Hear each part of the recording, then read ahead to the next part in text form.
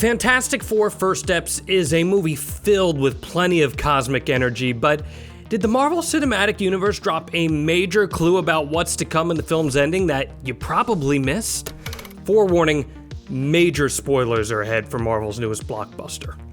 So at the heart of the film's emotional core, beneath the spectacle of Galactus, the final arrival of Doctor Doom, and the explosive birth of Franklin Richards, lies one small, quiet moment. It's a moment so seemingly insignificant that many viewers likely overlooked it completely. And yet, it might just be the most important piece of storytelling in the entire film. We're talking, of course, about the very hungry caterpillar. Yes, that one. The children's book. We see it after a 4-year time jump following our favorite family defeating Galactus with the help of the Silver Surfer. So why would a simple children's book that exists in our own real world be so critical to where things are heading in the MCU?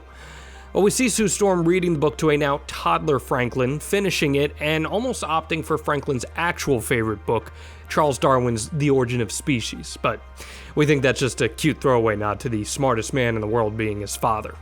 That caterpillar book, though, this one tiny prop may very well be the thematic key to understanding everything Fantastic Four: First Steps is trying to say, not just about this family, but about the next phase of the MCU altogether. So to understand the weight this moment carries, let's revisit the journey that leads us there. Fantastic Four: First Steps opens in the year 1963 on Earth 828, a retro-futuristic alternate universe that borrows the mid-century stylings of Marvel's Silver Age. The heroes, Reed Richards, Sue Storm, Johnny Storm, and Ben Grimm, have already become public icons. And unlike the origin stories we've seen in past iterations, this team is 4 years into their superheroic careers. They're already famous, beloved by the public, and operating as a cohesive family unit. The movie wastes no time diving into deeper emotional waters, so early in the first act, Sue reveals she's pregnant with Reed's child, and this sets the stage for a story that becomes much more about legacy and family than any previous Fantastic Four movie did. But their celebration is short-lived. A massive object appears in space, and Silver Surfer arrives on Earth, warning the team that a world-devouring entity named Galactus is heading for their planet. The Surfer issues a further warning, saying that Earth's days are numbered. But we quickly learn there's a twist.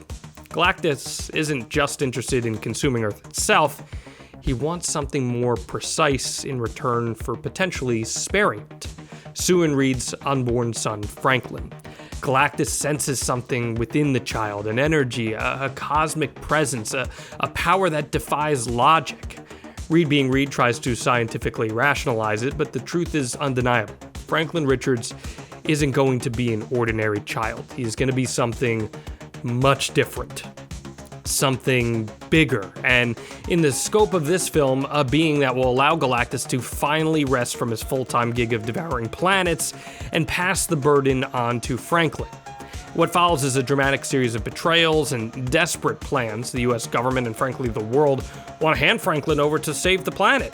The Fantastic Four refuse, instead formulating a plan that will try and help unite the world together to help execute Reed's plan of teleporting the planet to an area in the solar system that will take Galactus 1,000,000 years to find. The Silver Surfer ruins those plans, and Galactus arrives in full force as a flawed teleportation gambit from Reed backfires. The only way to stop the Devourer is for someone to manually force Galactus into the transporter. Sue steps up, she sacrifices herself to protect the world and her newborn son, and uses all of her energy and a little help from a clairvoyant Silver Surfer to banish him to the abyss. Reed's devastated, Johnny and Ben are numb, but then something extraordinary happens. Franklin, only months old assumingly at this point, reaches out towards Sue's lifeless body, and with a soft glow of energy, he revives her. She returns disoriented, but alive. And the film offers no scientific explanation. Reed and Sue understand their child is simply something greater than them. He's a miracle. And these were the first demonstrations of Franklin's reality-altering powers. A year later, the family seems to have everything together finally. They have come to terms with who Franklin is, and they're ready to step foot back into the public light as true heroes. But a 4-year jump after that sets us up for the climax of the multiverse saga. As Sue steps away to find Franklin a new book, we finally get our first glimpse of Robert Downey Jr.'s Dr. Doom, albeit with his face hidden. Those are stakes we will certainly dive into in the years to come, but it's really what happens before Victor Von Doom's arrival that tells a bigger story.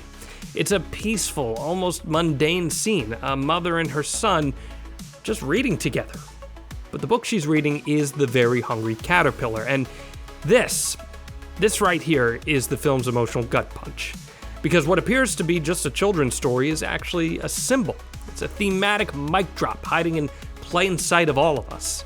The story of The Very Hungry Caterpillar is about transformation.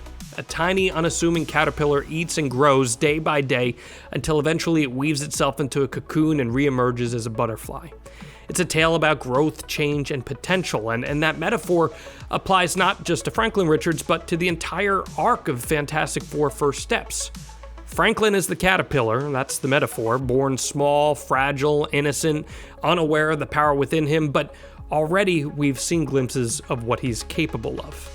The resurrection of his mother, the way Galactus feared him and also needed him. It's all a hint, a whisper of something much larger, a being in the earliest stage of evolution, a caterpillar before the chrysalis. And it's not just thematic flourish, it's Marvel Studios telling us quietly that Franklin Richards is going to become something more. That this peaceful 4-year-old sitting innocently with his mother may one day grow into a being who reshapes timelines, universes, or maybe even reality itself. It's important to note that this isn't just speculation. In the comics, Franklin is canonically one of the most powerful mutants in existence, an Omega-level mutant capable of creating pocket universes, bending matter, and even resurrecting dead characters, as we saw in this film. He's considered a god-tier entity. Galactus has acknowledged Franklin's potential as an equal. In one storyline, Franklin literally creates a new universe from scratch. This isn't just some kid reading picture books. This is the future architect of the multiverse. And that's what makes the use of The Very Hungry Caterpillar so brilliant, because it reframes the entire narrative. Marvel didn't end the film with a massive explosion or a tease of another battle. They ended it with a whisper. It's a symbol, it's a promise. It also subtly mirrors the entire structure of the film. At the beginning, we see the Fantastic Four in full bloom, respected, known, strong, but as the film progresses, they're deconstructed. Sue's pregnancy destabilizes their certainty. Reed's brain becomes his downfall. Galactus shakes their foundation. It's a cocooning phase, a stripping away, and by the end, the team is reborn, smaller, more personal, more focused on what truly matters. The butterfly metaphor applies to them too. They're emerging from their own transformation, not just as heroes, but truly as a family.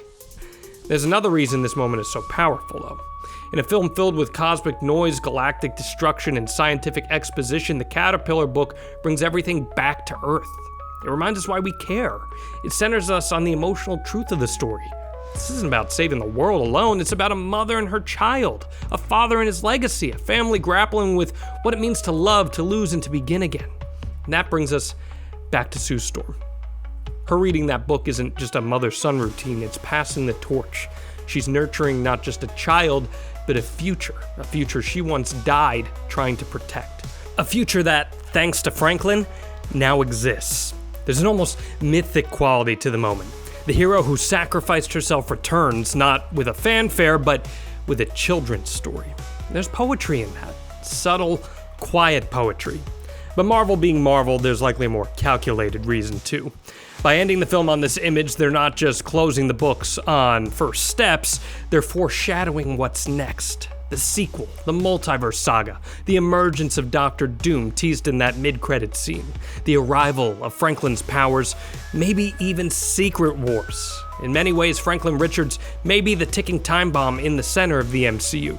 His development, his eventual transformation, is the butterfly effect waiting to happen. And the best part?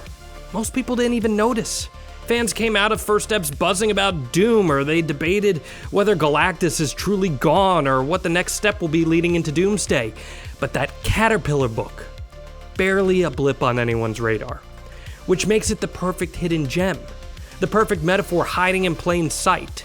and the perfect encapsulation of what Fantastic Four First Steps actually is. A story not only about big threats, but about quiet growth, about how change doesn't always come in fire and thunder, sometimes it comes with a simple bedtime story. So next time you watch the film, pay close attention to that final mid-credits scene. Look at Sue, look at Franklin, look at the cover of the book. It's not just a nod to childhood, it's not just comfort, it's a major clue. It's Marvel's quietest hint that this isn't the end, it's the very first step into something unimaginable. Because the caterpillar doesn't stay a caterpillar, it becomes something else. And Franklin Richards is just getting started.